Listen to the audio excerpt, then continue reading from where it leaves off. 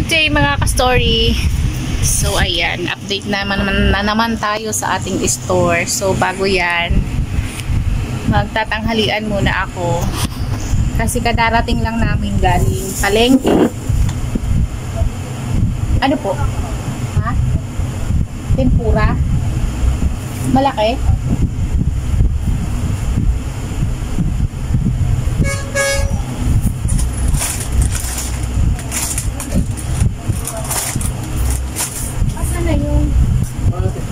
Ay, wala na ba eh. Ito. Egg. Yan ka. 9. Wala. No. Wala nang malaking malaki. So, ayan. Okay. Ito lang yung ano ko. Tanghalian data.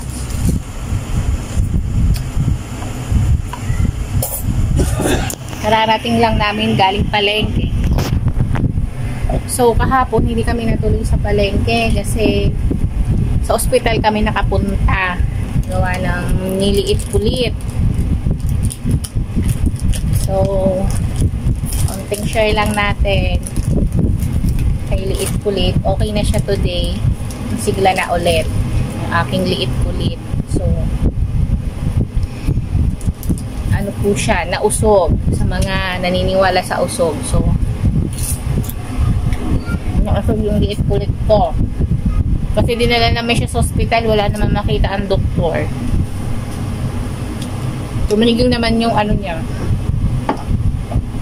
Pagsusukan niya. Ayun. Ayan na nga. Okay na siya ngayon. Masigla na ulit, malikot na ulit. So, ito yung mga napamili namin sa palengke at Pure Gold. Ayan. So, kalat pa mga ka-story.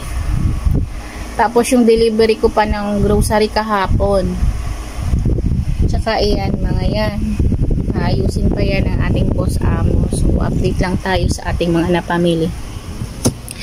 Hindi ko na siya isa-isahin mga ka-stories kasi lagi-lagi naman tayo nag-haul. So, ito flex na lang natin.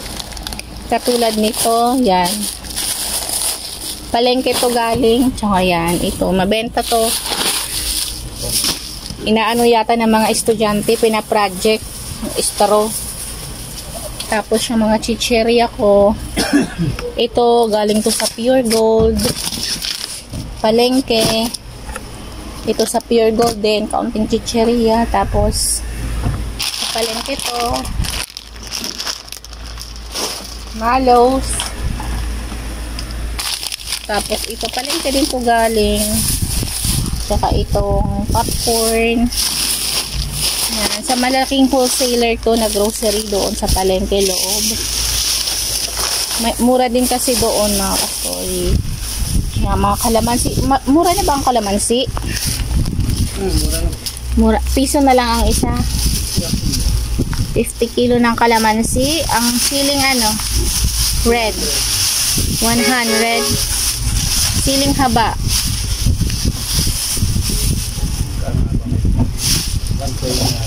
Ayan.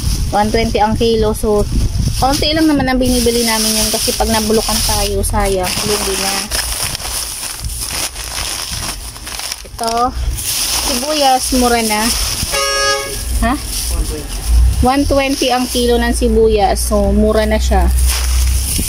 Sa bawang, 120 din. So, ayan lang mga ka-story.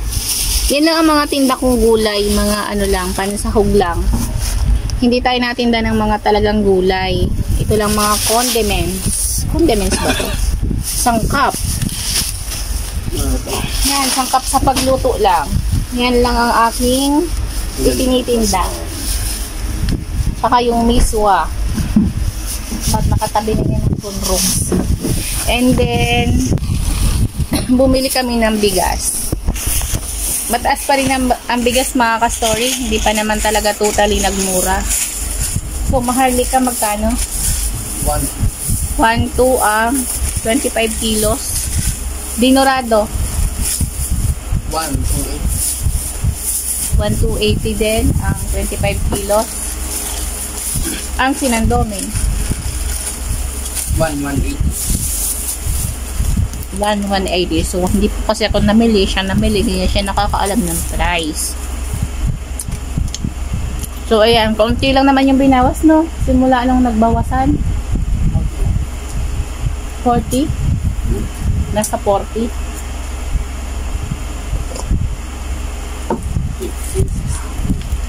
Kaunti lang ang binawas. So, ang pinakamataas natin ay 55.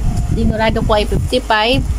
Maharlika ko ay 53. At ang sinandoming ko ay 51. So, tatlong klaseng bigas pa rin ang tinda ko mga ka-story. Tsaka yung mga tigli 5 kilo. Kasi yun pa lang kasi yung bumaba. Tsaka mahal pa. Kaya hindi pa tayo pwedeng mag-stocks. Kasi pag nag-stocks tayo tapos biglang baba, sayang mga ka-story. So, ang binibili lang namin yung order ni customer tsaka yung pantingi lang namin. Mga sold for 3 or 2 days lang mga ka-story. So, hindi pa tayo nag-i-stock talaga ng ganun kadami na bigas. Siguro makaka-stock na naman tayo ng madami pag ang bigas ay mababa na.